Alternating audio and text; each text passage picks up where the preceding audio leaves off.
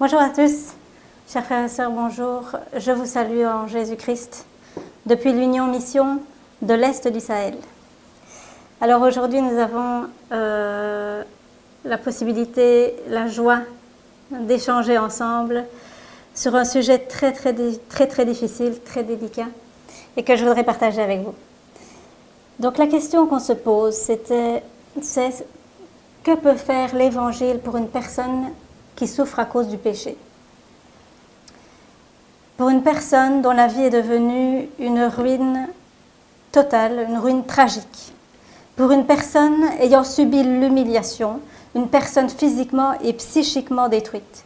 Pour une personne qui, aux yeux du monde, ne représente rien du tout.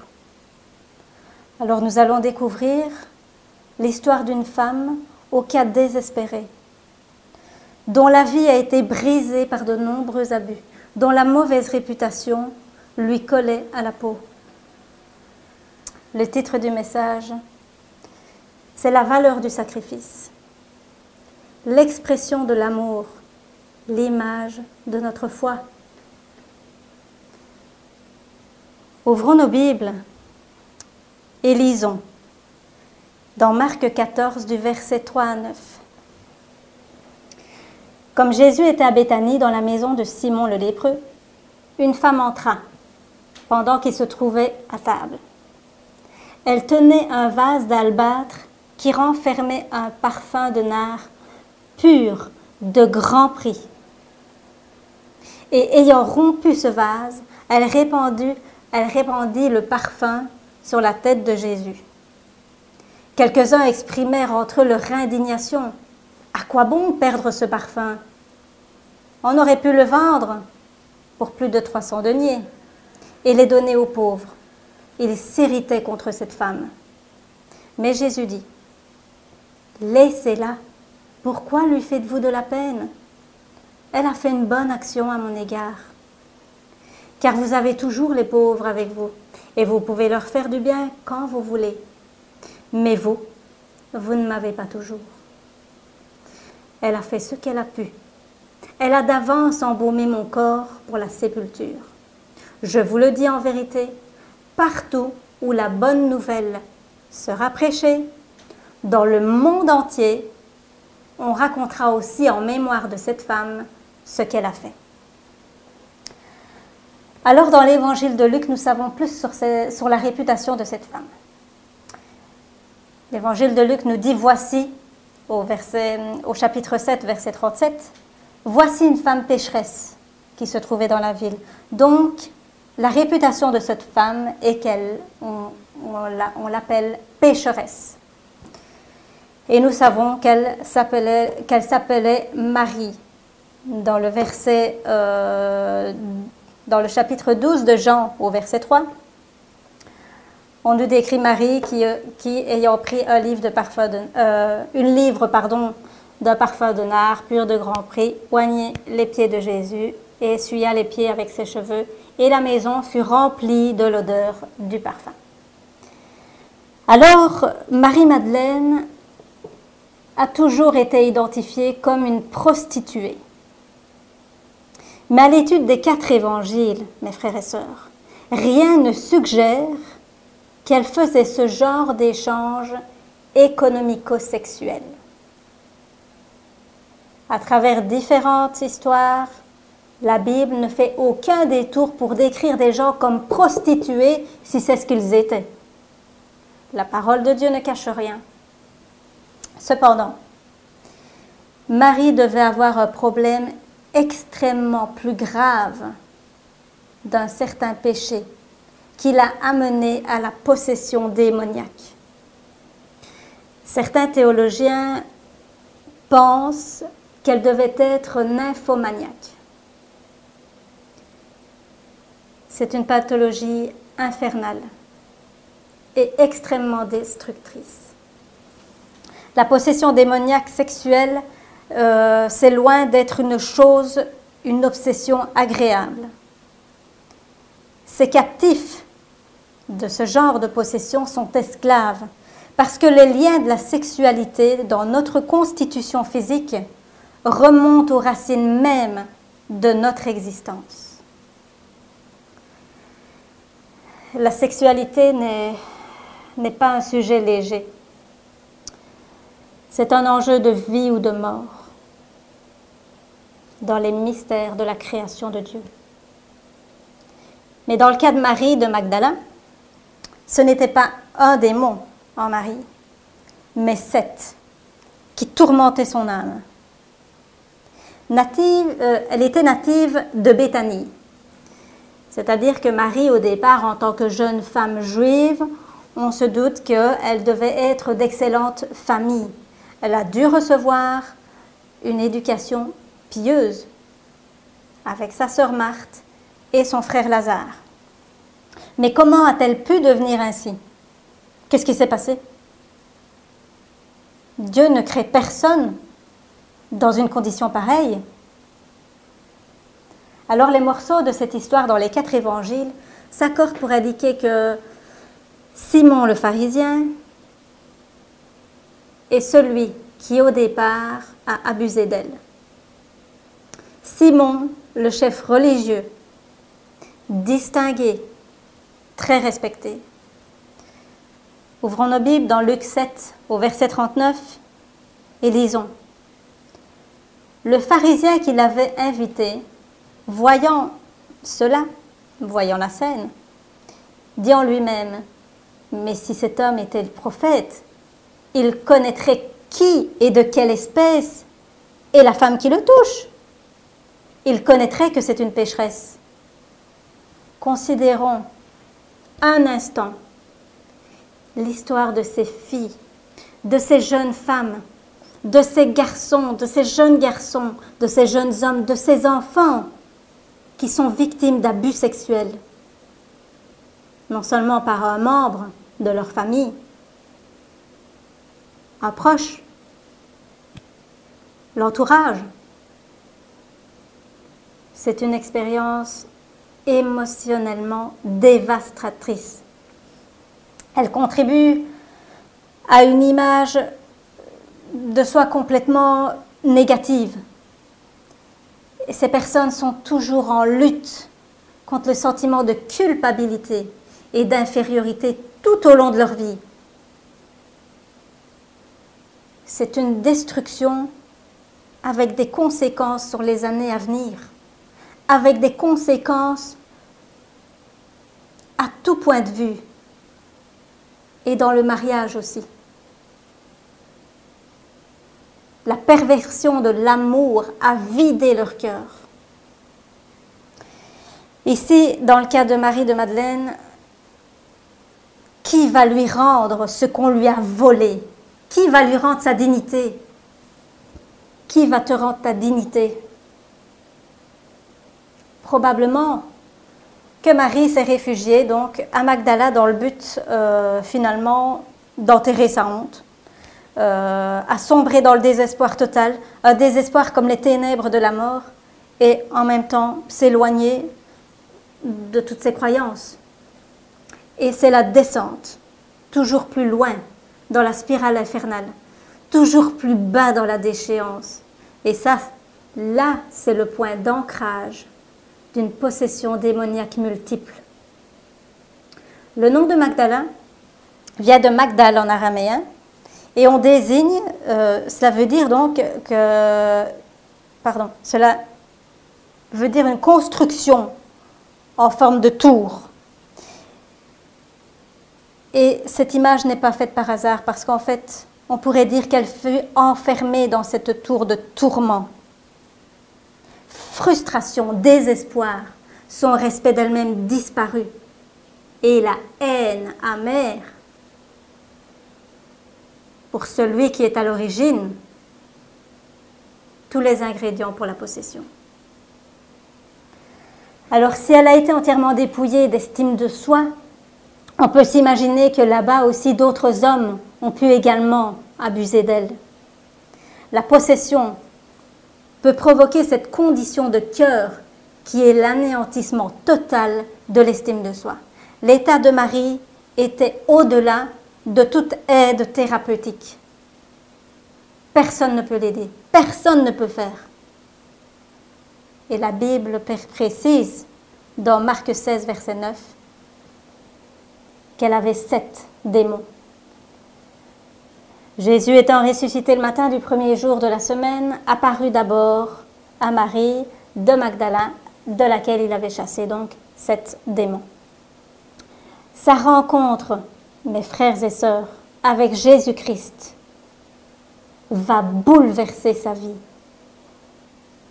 Il est écrit que l'amour ici, l'agapé, l'amour qui vient de Dieu, ne périt jamais. Vous trouvez ce texte dans 1 Corinthiens 13, verset 8. Et Marie, dans toute sa détresse, va entendre la voix de son Sauveur. Car il est écrit, « Mes brebis entendent ma voix. Je les connais et elles me suivent. »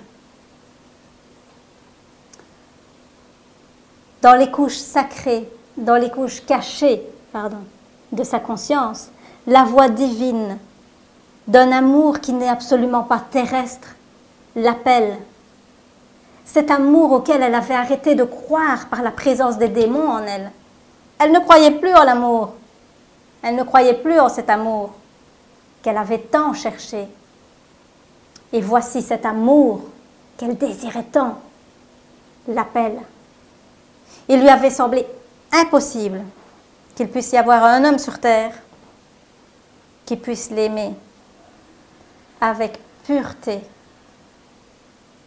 qui puisse l'aimer sans la détruire, qui puisse l'aimer sincèrement.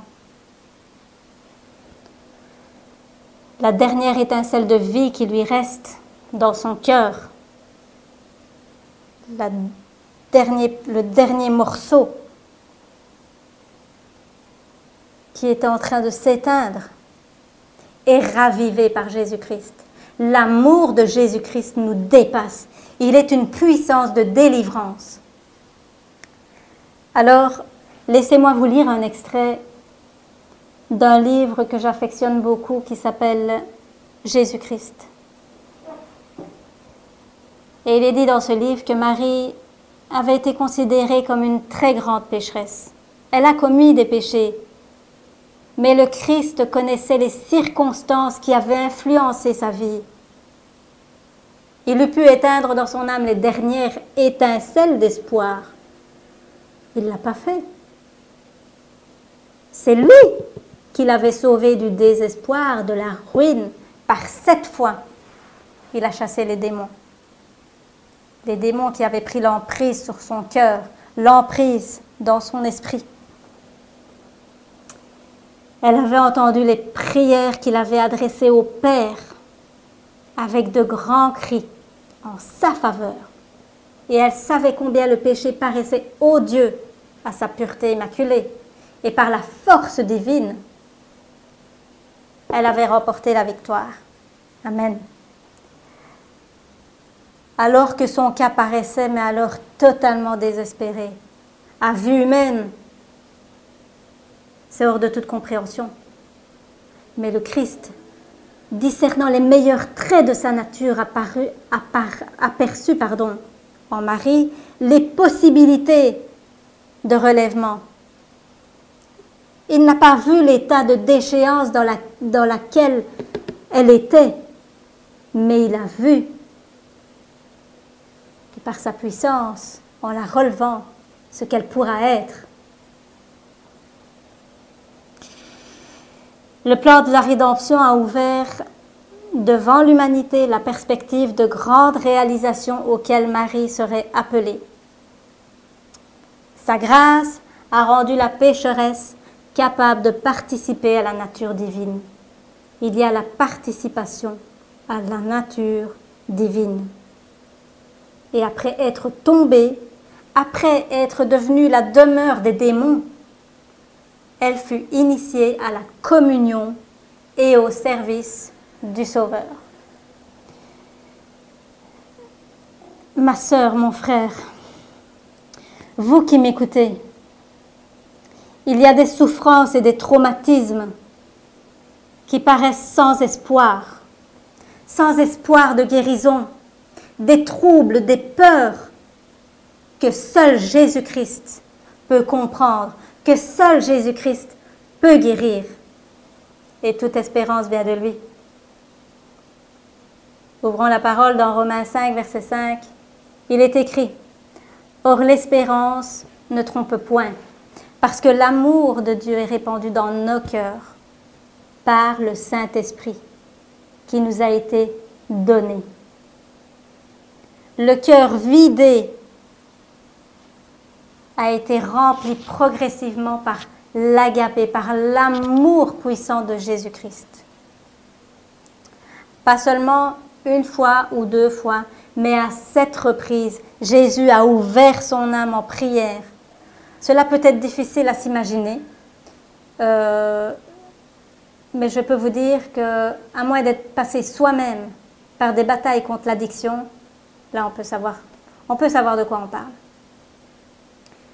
Hébreux 5, verset 7 dit, « C'est lui qui, dans les jours de sa chair, ayant présenté avec de grands cris et avec larmes, des prières et des supplications à celui qui pouvait le sauver de la mort, et ayant été exaucé à cause de sa piété. » Une vraie repentance conduit et produit une victoire parfaite, une victoire éternelle sur nos propres péchés. Le 7e démon qui fut finalement chassé était sûrement l'amertume, la haine, le ressentiment profond que Marie avait conservé toutes ces années envers cet homme qui avait complètement ruiné sa vie. Il a tout piétiné. Le sentiment d'injustice totale contre cet homme qui l'avait souillé, mais aussi cet homme qui a égoïstement continué à vivre sa vie, à bâtir sa carrière sur sa vie qui était complètement une épave. Elle a été délivrée, mes frères et sœurs, par Jésus-Christ, l'unique qui s'est soucié réellement d'elle, l'unique qui se soucie réellement de vous. Alors sa libération, c'est l'image du psaume 124 au verset 7 qui dit « Notre âme, on pourrait dire son âme, dans le cas ici de Marie de Magdala, son âme s'est échappée comme l'oiseau du filet de l'oiseleur. Le filet s'est rompu et elle s'est échappée des griffes de l'ennemi. » Sommes-nous conscients, êtes-vous conscients, frères et sœurs, que Jésus prie pour nous avec grands cris et avec des larmes, nuit et jour, qu'il désire nous faire vivre une sainteté parfaite et réelle. Mais retournons à Béthanie. On va retourner à Béthanie dans la maison de Simon, où il nous a été dit par Jésus-Christ, partout la bonne nouvelle sera prêchée dans le monde entier, on racontera aussi en mémoire de cette femme ce qu'elle a fait. Qu'est-ce que ça veut dire? Qu'est-ce qu'elle a fait? Que veut dire Jésus? Ce vase d'albâtre, c'était réservé à cette époque à une élite, à des gouverneurs, à des empereurs, à des rois. Pas n'importe qui pouvait s'acheter ça. Et le nard qu'on y mettait, c'est une plante qui poussait dans les montagnes, qui pousse dans les montagnes de l'Himalaya au Népal. Elle pousse aussi en Inde et en Chine. Et Judas qui était à la table et qui connaissait la valeur de chaque chose, on va dire qu'il était le trésorier, et qui estimait ce petit vase, ce flacon, ce nard précieux, à 300 deniers. On pourrait dire, pour mieux comprendre, que c'est l'équivalence d'une année à une année et demie de salaire, de bon salaire, c'est-à-dire 20 à 30 000 euros. C'est énorme, énorme. Jésus avait dit à répétition qu'il allait mourir à Jérusalem à cette époque-là. On remet le contexte ici de cette histoire. Mais les apôtres, eux, ne voulaient absolument rien entendre de ça. Donc, Marie, elle avait entendu ça. Et elle a pris ça au sérieux. Alors, elle se dit, si mon Sauveur va mourir, je pourrai au moins oindre son corps avec cette huile précieuse. Et lorsque, au moment de l'invitation, que l'invitation fut faite à Jésus, par Simon chez lui donc, Lazare venait d'être ressuscité. Et quelques jours auparavant, on ne parlait plus du tout de la mort de Jésus, mais on parlait de son éventuel accès au trône. Donc du coup, on se souvient des combats et des victoires remportées par Marie, mais là son cœur déborde, il ne va plus mourir. Dans sa joie, un élan débordant d'amour, Marie va prendre son vase qu'elle a acquis en s'imposant, mais alors un grand sacrifice. Et elle va le briser. Elle va le briser afin de répandre ce parfum sur la tête et sur les pieds de son Sauveur.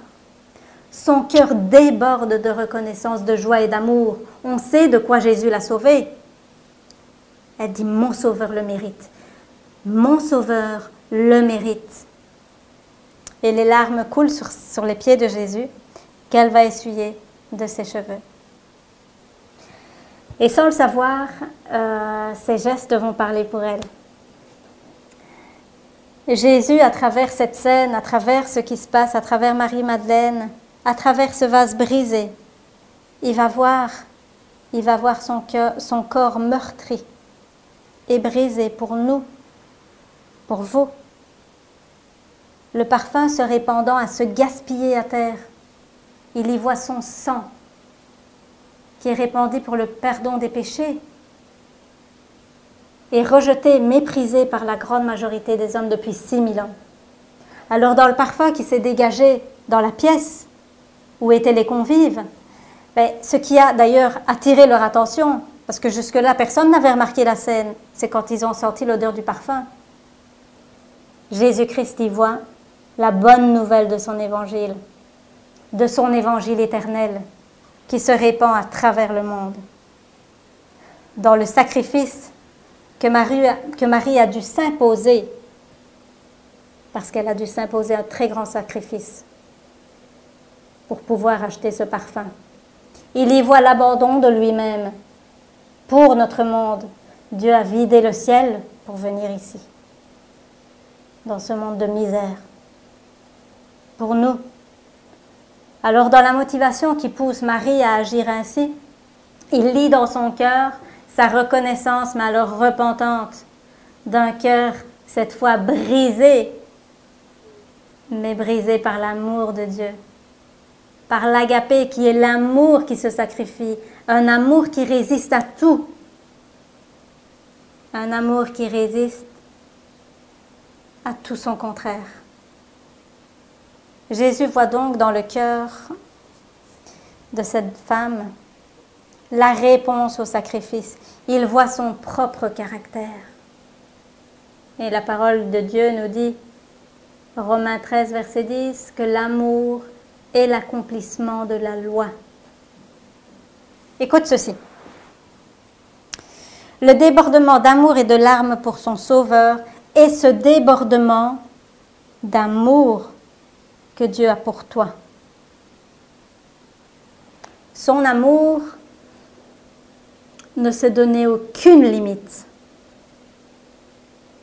alors qu'aux yeux de beaucoup, cela représente un excès du gaspillage même. Mais pourquoi donc cette perte? Pourquoi donner la vie divine? Pourquoi cette rançon alors qu'un petit nombre seulement répondra? Pourquoi ne pas restreindre uniquement sur ceux qui vont dire oui, qui vont répondre favorablement? On sait que les disciples ont raisonné de cette manière en jugeant l'acte de Marie. Mais pour toi, pour moi, Jésus n'a reculé devant aucun sacrifice.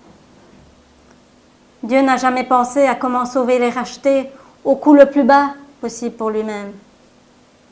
Il n'a pas cherché à marchander pour diminuer sa mise.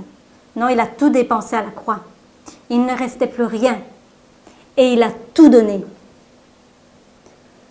Alors, un extrait du livre Jésus-Christ qui va nous parler de ce que Jésus-Christ a fait pour toi, pour moi, pour la race humaine. Le Fils immaculé de Dieu était là, suspendu à la croix, les chairs lacérées de coups. Ses mains qui s'étaient souvent étendues pour bénir étaient clouées au bois. Ses pieds toujours infatigables au service de l'amour étaient cloués eux aussi. Sa tête royale était meurtrie par une couronne d'épines. Ses lèvres tremblantes laissaient échapper un cri de douleur. Tout ce qu'il a souffert, les gouttes de sang qui ont coulé de sa tête, de ses mains, de ses pieds, l'agonie qui a secoué son corps, l'angoisse inexprimable qui a rempli son âme quand le Père lui a dérobé son visage. Tout parle à chaque enfant de l'humanité. C'est pour toi que le Fils de Dieu consent à porter ce fardeau de culpabilité. Pour toi, il a dépouillé la mort écumante qui faisait trembler les démons et fuir les maladies, qui ouvrait les yeux des aveugles et rendait la vie aux morts. Il s'offre sur la croix en sacrifice, par amour pour toi. Il a porté les péchés, il a subi la colère de la justice divine pour toi. Il a été traité comme le péché même. Le Christ a vidé jusqu'à la lie la coupe de la souffrance humaine. Pendant des heures effroyables, il s'était reposé par la foi sur celui qui lui avait toujours accordé une joyeuse obéissance et dont il connaissait la justice, la miséricorde et le grand amour. Au moment où il se confia à Dieu dans une entière soumission, il cessa de se sentir privé de la faveur de son Père. Et le Christ remporta la victoire par la foi. Vous savez, l'expérience de Marie a donné au Sauveur à ce moment-là l'assurance qu'il désirait avoir avant de mourir, c'est-à-dire une foi qui appréciait son sacrifice d'amour. La foi de Jésus, vécue par une personne qui reflétait son caractère, la foi de Jésus, vécue par une personne, démontrera sa puissance, la puissance de Jésus, la puissance qui sauve de toute captivité démoniaque du monde entier. Marie est un prototype de la victoire sur le péché, de la bonne nouvelle de l'Évangile. C'est ça, mes frères et sœurs, la bonne nouvelle de l'Évangile. Retournons chez Simon. Quand Judas va dire « Mais pourquoi n'a-t-on pas vendu ce parfum 300 deniers pour les donner aux pauvres ?» On sait très bien, la parole de Dieu nous le dit, qu'il ne se mettait pas en peine des pauvres, mais c'est parce qu'il était voleur et que, tenant la bourse, il prenait ce qu'il y avait dedans, ce qu'on lui mettait. Alors c'est bien honorable de penser à la charité envers son prochain. Mais la charité envers ton prochain, ça ne sert de rien si le premier des commandements est piétiné. Jésus de dire, dans un ordre précis, « Tu aimeras le Seigneur ton Dieu de tout ton cœur, de toute ton âme et de toute ta pensée. » C'est le premier, le plus grand des commandements. Et voici le second, qui lui est semblable. « Tu aimeras ton prochain comme toi-même. » Dans ces deux commandements dépendent toute la loi et les prophètes. Et 1 Corinthiens 13, verset 3 nous dit que si je n'ai pas l'amour, on parle encore ici de l'agapé, l'amour qui vient de Dieu, qui ne vient pas de nous. Si je n'ai pas cet amour, cela ne me sert de rien. Dans la situation de Judas, son Dieu, on le comprend, c'est son Dieu de l'argent, sous l'apparence évidemment d'un bienfaiteur, de la bienfaisance pour son prochain. Et ses actes, son attitude finalement envers le sacrifice de Marie montre qui il est vraiment. On peut dire des choses avec la parole sans se rendre compte que nos actes montrent complètement le contraire. Donc il va juger l'action de Marie complètement scandaleuse, de très mauvais goût, et entraîne même les apôtres qui sont là à penser comme lui. Mais réfléchissons un instant, mes frères. Est-ce qu'on n'a pas tendance, nous aussi, à critiquer les autres? À des fois même entraîner aussi les autres dans notre manière de penser. Il a fait ci, elle a fait ça. Moi, j'aurais fait ça à sa place, il n'aurait pas dû. Enfin bon, et ça y est, on commence et on n'en finit plus. Et à ce moment-là, on ne se rend pas compte qu'on fait du tort à notre prochain. Marie, à ce moment-là, est à nouveau réduite à rien. Et on la remet au niveau encore le plus bas. Alors que tous s'indignent sur ce qui s'est passé, elle, au fond d'elle, elle va avoir peur. Elle va avoir peur de la réponse de Jésus. Elle va se dire, peut-être qu'il pense la même chose. Voilà. Mais finalement, elle se dit ça pourquoi? Elle ne voit même pas ce que dit. Tout ce qui lui importe, c'est ce que pense son Sauveur. Et Jésus va dire, mais laissez-la. Pourquoi lui faites-vous de la peine? Elle a fait une bonne action à mon égard. Alors pour Judas, la valeur de Jésus ne dépassera pas 30 pièces d'argent. Et Simon qui faisait cette réception n'aura à ce moment-là pas plus d'égard pour Jésus que pour le sacrifice de Marie. Se croyant riche et enrichi, il ne sait pas qu'il est misérable, que son cœur est finalement presque sec, qu'il est devenu insensible à l'influence du Saint-Esprit. La semi-dureté de son cœur est un état finalement, oui, c'est un état de perdition, avoir le cœur sec. Et Dieu doit faire face à ce genre de problème avec le peuple d'Israël et avec l'Israël d'aujourd'hui, l'Israël moderne. Mais dites-moi, qu'est-ce qui peut toucher de tels cœurs? Qu'est-ce qui peut toucher des cœurs secs comme ça, ou secs à moitié? Simon, rappelons-nous qu'il a été guéri de la lèpre par Jésus-Christ. Et pour le peuple d'Israël, à ce moment-là, avoir la lèpre, mais c'était considéré comme la pire des maladies. C'était vraiment une calamité, un fléau, mais alors redouté. Et la lèpre était l'image même du péché. C'était considéré comme une souillure. Et il arrive souvent, lorsqu'une personne porte des culpabilités en elle-même, que le corps va déclarer des maladies, que le plus faible des organes va être malade.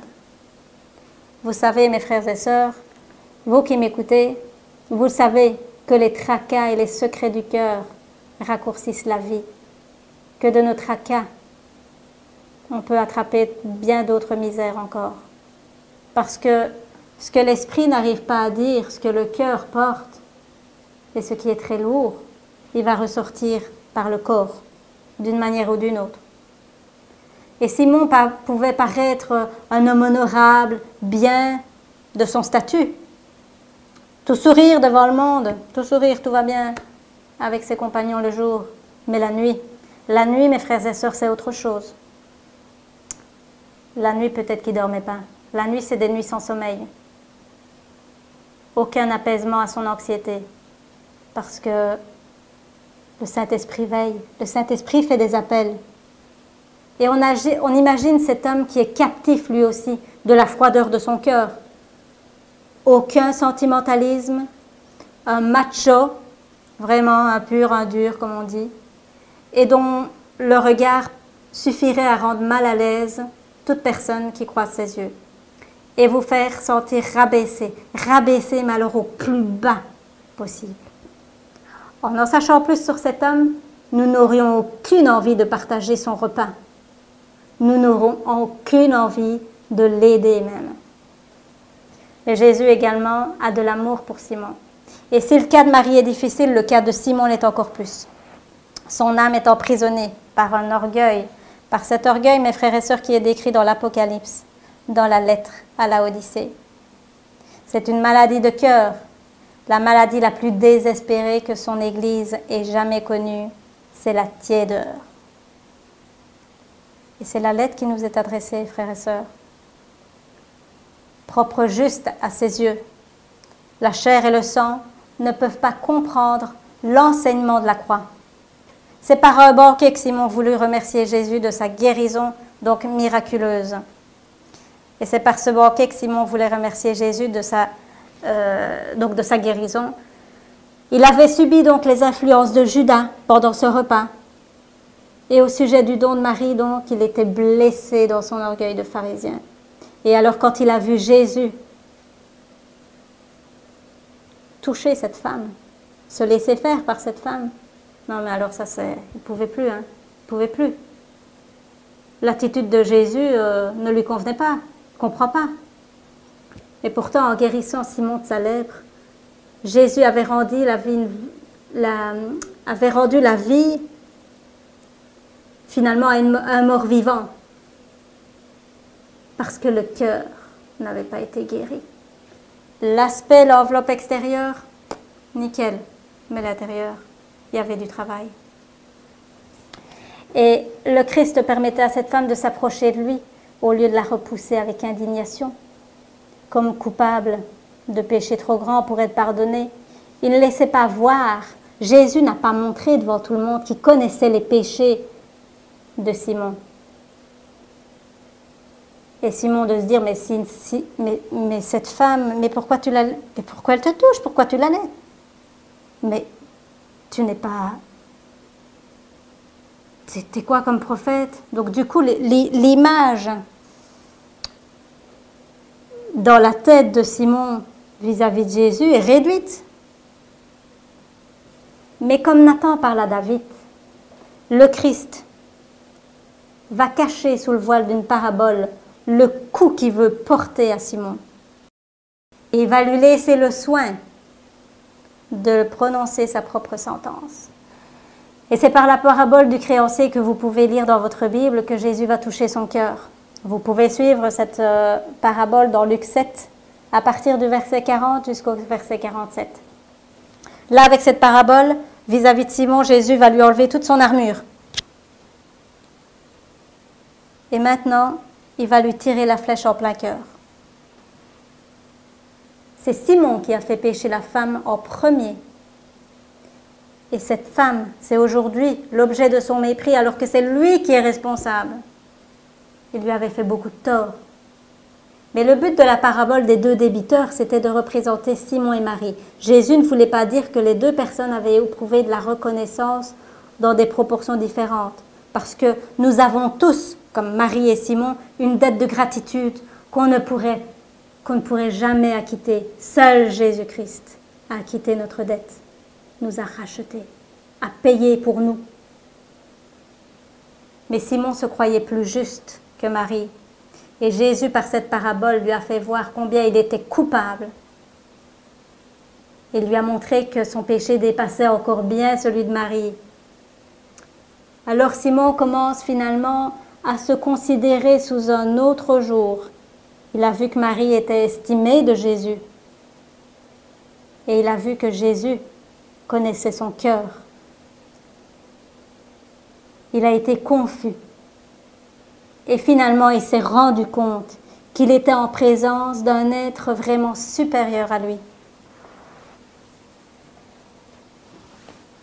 Puis se tournant vers la femme, il dit à Simon, « Vois-tu cette femme, je suis entré dans ta maison, mais tu ne m'as point donné d'eau pour laver mes pieds. Mais elle a mouillé de ses larmes et elle les a essuyés de ses cheveux. Tu ne m'as point donné de baiser, mais elle, depuis que je suis entrée, elle n'a point cessé de baiser mes pieds. Tu n'as point versé d'huile sur ma tête, mais elle a versé du parfum sur mes pieds. C'est pourquoi je te le dis. Ses nombreux péchés ont été pardonnés, car elle a beaucoup, beaucoup aimé. Mais à celui à qui on pardonne peu, aime peu. Et il dit à la femme, tes péchés sont pardonnés. Ta foi t'a sauvé, va en paix.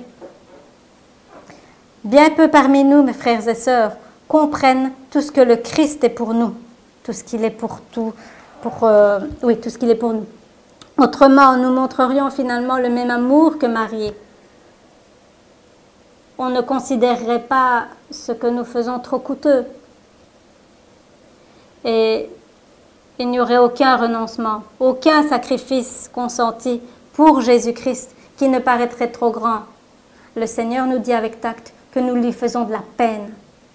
Quand nous négligeons de lui témoigner de la gratitude par des paroles ou par des actes d'amour, la gratitude de Simon pour Jésus ne valait pas plus qu'un banquet. Il se rendit compte que l'amour repentant de Marie aurait dû être finalement le sien. La lumière de la croix brille sur lui. Simon est touché de ce que Jésus, finalement, n'a pas étalé son péché à la vue de tous. Et c'est ce qu'il veut faire pour toi. Vous savez, il y a bien des péchés cachés, des péchés terribles qui sont dans nos cœurs. Et Jésus ne va pas les révéler aux autres. Mais mets-les aux pieds de Jésus. Repens-toi. Parce que Jésus a de la miséricorde. Et Jésus a du respect pour nous. Jésus ne nous traite pas selon nos mérites, mais par sa miséricorde et sa piété infinie, il nous garde, il nous guide par son Saint-Esprit, qui nous fait des appels pour qu'on revienne à lui. Pardonnez beaucoup, aime beaucoup. Pardonnez peu, aime peu. Méditons sur cette phrase. Alors si elle est comprise, mes frères et sœurs, elle devient une réalité qui va changer nos églises qui sont tièdes. Le parfum de Marie-Madeleine,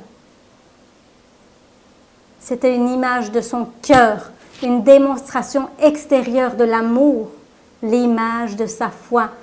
Où est l'image de notre foi? Quelle est l'image de notre foi? Qu'est-ce qui caractérise le peuple de Dieu dans les derniers temps? Dans le dernier grand acte de ce monde? Il est écrit, donc venant de tous les coins de la terre, dans Apocalypse 14, verset 4, ils suivent l'agneau partout où il va. Ils ont été rachetés d'entre les hommes comme des prémices pour Dieu et pour l'agneau. Et dans leur bouche, il ne s'est point trouvé de mensonge, car ils sont irrépréhensibles. Les délivrances qu'il a accomplies pour Marie, ainsi que pour Simon, sont valables pour moi, sont valables pour nous tous, pour toi. Cette génération qui le sert et qu'il attend, Jésus attend. Est-ce qu'on va encore le laisser attendre longtemps? Il n'attend qu'une chose, c'est de revenir nous chercher, nous sortir de là. Et pour l'instant, nous savons qu'il est dans le lieu très saint du sanctuaire céleste. Il nous encourage, il intercède pour chacun d'entre nous. Pour toi qui écoutes, il intercède pour toi. Chacun, qui que tu sois, fait partie de son œuvre. Tu es une partie importante de l'œuvre de Jésus-Christ.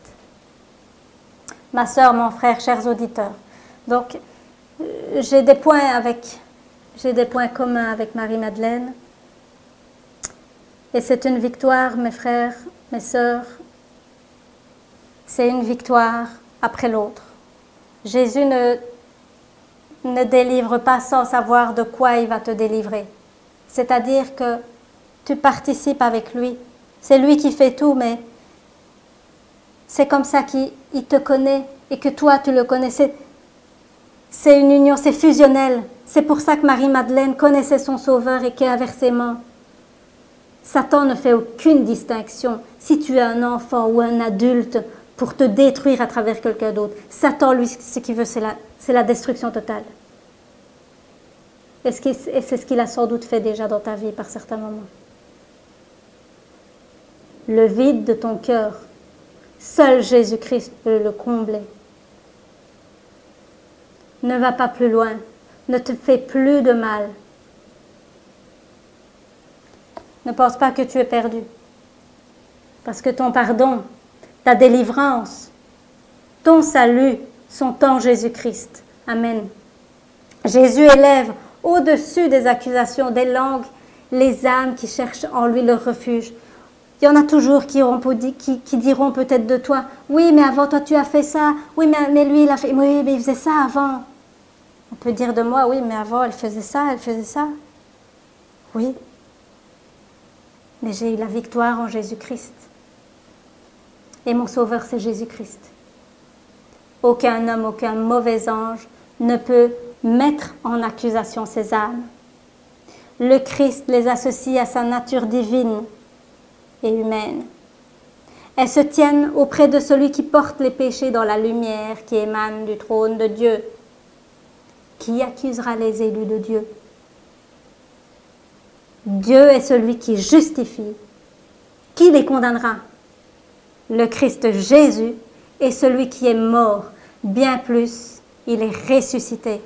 Il est à la droite de Dieu et il intercède pour nous. Ô notre Seigneur, notre Dieu, je te présente chaque personne qui visionne ce message, qui l'entend. Connais ces personnes, Seigneur, toi tu les connais. Tu sais dans quelle misère spirituelle elles sont tombées. Tu sais même si ils ont des liens communs avec Marie-Madeleine, avec Simon, avec tous ceux qui ont été cités là, qui ont dû vivre des tragédies dont ils ne savent pas se relever eux-mêmes. Seigneur, je te prie pour ces personnes-là en ce moment même. Je réclame, Père, la puissance de ton Saint-Esprit pour ces personnes. Toi seul tu sais, afin que ton Saint-Esprit puisse les libérer, ô Seigneur. Qu'elles puissent rencontrer leur Sauveur, qu'elles puissent découvrir de quel amour tu nous as aimés, de quel amour tu les aimes. Touche leur cœur, Seigneur. Bénis-les, car elles font partie de ton œuvre. Qu'elles puissent avoir des victoires au nom de Jésus-Christ, pour la gloire de ton saint nom. Je te remets toutes ces personnes et je t'ai prié au nom de Seigneur Jésus-Christ, notre libérateur. Amen.